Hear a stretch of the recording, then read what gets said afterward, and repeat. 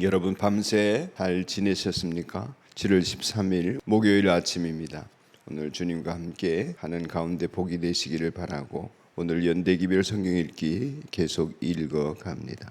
에스겔서 23장과 24장 읽으며 말씀 속의 보화를 찾는 날입니다. 그 중에서 에스겔서 24장 16절 말씀을 읽겠습니다. 에스겔서 24장 16절 한 절입니다. 사람아, 나는 너의 눈에 들어 좋아하는 사람을 단번에 쳐 죽여 너에게서 빼앗아 가겠다. 그래도 너는 슬퍼하거나 울거나 눈물을 흘리지 말아라. 아멘.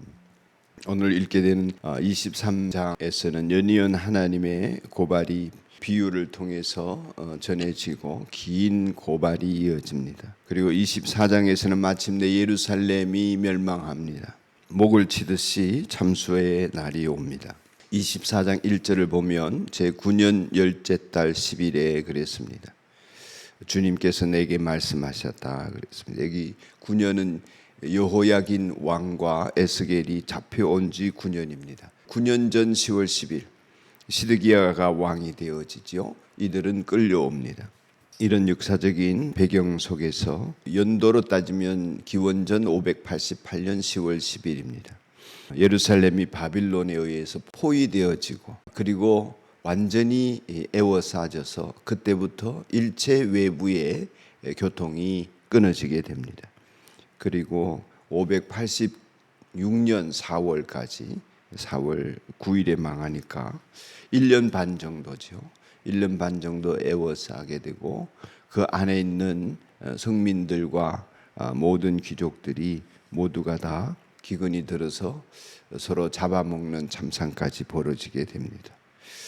정말 뜻밖의 이런 하나님께서 이 와중에 성이 에워싸지는 이날에 에스겔을 치겠다 이 말씀을 하십니다. 아침에 말씀하시고 저녁에 데려갔습니다. 호세아 선지자를 통하여서 고매를 취하라 하시면서 타락한 음란한 아내일지라도 어떻게 사랑하는지를 하나님 보여주셨습니다. 그 아내가 이스라엘이지요. 유다 백성들입니다. 그런데 에스겔을 통해서는 그 아내를 죽이시면서 예루살렘을 멸망시키는 하나님의 고통을 에스겔 또한 느끼게 하십니다. 어떻게 그럴 수 있나?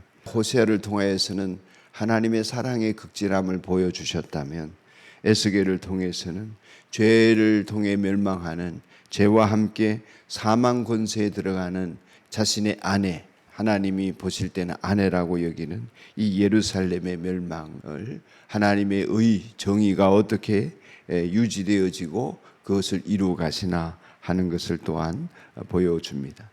그러니 우리가 이제 예레미야서를 통해서는 유대에서 일어나는 일, 그리고 에스겔을 통해서는 바빌론에서 하나님이 역사하시는 것을 이제 입체적으로 보게 되는 것입니다. 내가 당하는 거, 내가 아내를 잃는 슬픔, 그것을 네가 당하라 이렇게 에스겔에게 하시는 것입니다.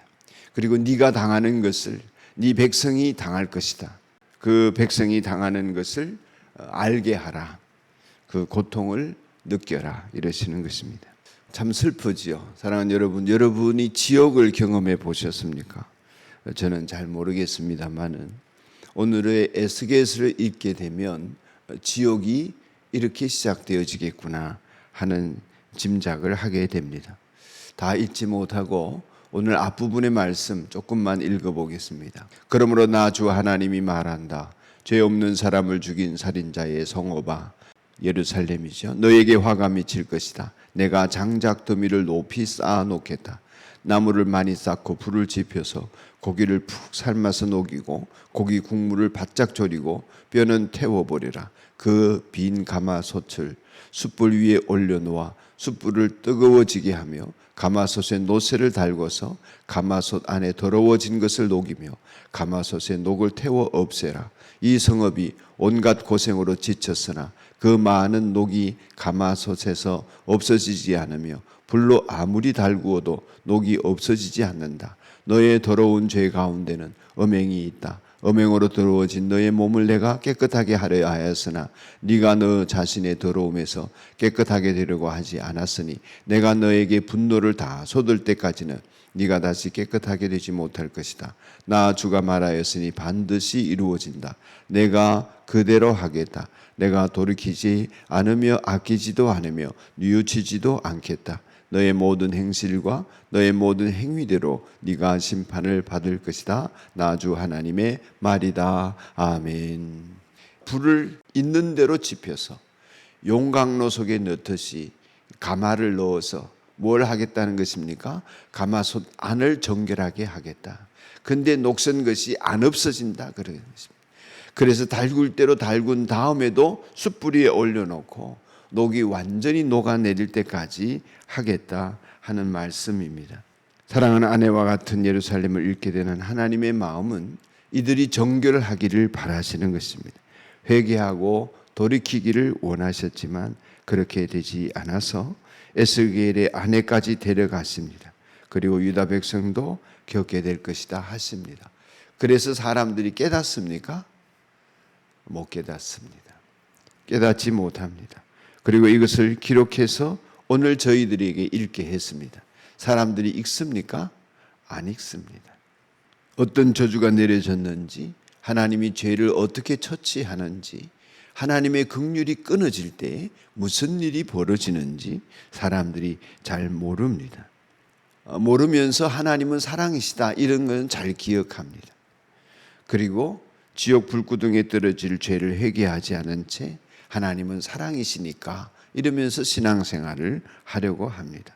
그리고 조금 무슨 일이 일어나면 너무 잔인하신 거 아니야? 몰인정하신 거 아니야? 그럽니다. 사실 에스겔 본인은 그러지를 않았습니다. 아침에 이 말씀을 듣고 저녁에 아내가 죽지만 탄식도 울지도 못합니다. 하나님 그러지 말라고 하셨습니다. 에스겔은 너무나 당연하게 받아들입니다. 죄의 문제를 해결하지 않은 이상 죄값으로 심판받고 멸망당하는 것은 너무나 당연한 일인 줄 알기 때문에 지옥 형벌이 어떤지 온몸으로 깨닫습니다. 사랑하는 여러분, 심판과 멸망의 날에 우리가 할 수 있는 일은 이런 제목으로 오늘 묵상하려고 했습니다. 그러나 아무것도 할 수 없습니다. 아무것도 할 수 없습니다. 하나님의 자비와 사랑을 구할 때가 따로 있는 것입니다. 그 구할 때를 놓치고 나면 그저 아무 소리 못하고 멸망받을 수밖에 없고 당할 일을 다 당해야 하는 것입니다. 그 멸망이 도적같이 온다고 했습니다. 우리는 속지 말고 당하지 맙시다. 우리 주변에 영혼이 당하지 않도록 에스겔이 파수꾼 노릇하듯이 파수꾼이 되어 경고하며 살도록 합시다. 할 수 있는 대로 한 영혼이라도 지역 권세에서 구해내고 우리 주변에 하나님의 자녀가 되어야 할 사람들, 또 하나님의 자녀인 사람들이 온전히 구원에 이룰 수 있도록 심판과 멸망의 날에도 깨닫지 못하는 이 백성들에게 하나님 외치라 하시니 외치고 전하라 하시니 전하면서 우리의 구원을 감사할 뿐만 아니라 다른 사람의 구원의 은혜를 간구하는 우리가 됩시다. 기도하겠습니다. 하나님 아버지, 심판과 멸망의 날이 왔지만 깨닫지 못하는 백성에게 깨닫게 하시려고 에스겔의 아내를 죽이십니다. 심판과 멸망의 때에 할 수 있는 일이 아무것도 없음을 알게 하시려고 에스겔에게 곡하지 말도록 합니다. 탄식도 못하게 하십니다. 하나님 아버지, 참으로 이 잔인한 심판과 멸망이 우리 앞에 있음을 우리는 압니다. 여기에서 구원하여 주시려고 하나님께서 십자가의 보혈을 우리에게 허락하시고 그 은총과 사랑을 베풀어 주시며 교회를 세우시고 오늘 우리로 하여금 먼저 믿게 하셨음을 감사합니다. 주님, 파수꾼 노릇 잘하게 하여 주옵소서. 듣든지 듣지 않든지 전도하고 전하게 하여 주시옵소서. 이 시대가 멸망의 길로 가고 있음을 또렷이 보게 하시고 분명하게 선포하며 분명하게 우리에게 믿음으로 살아가게 하여 주옵소서. 예수님 이름으로 기도드리옵나이다. 아멘. 하늘에 계신 우리 아버지, 아버지의 이름을 거룩하게 하시며 아버지의 나라가 오게 하시며 아버지의 뜻이 하늘에서와 같이 땅에서도 이루어지게 하소서. 오늘 일용할 양식을 주시고 우리가 우리에게 잘못한 사람을 용서하여 준 것 같이 우리 죄를 용서하여 주시고 우리를 시험에 빠지지 않게 하시고 악에서 구하소서. 나라와 권능과 영광이 영원히 아버지의 것입니다. 아멘.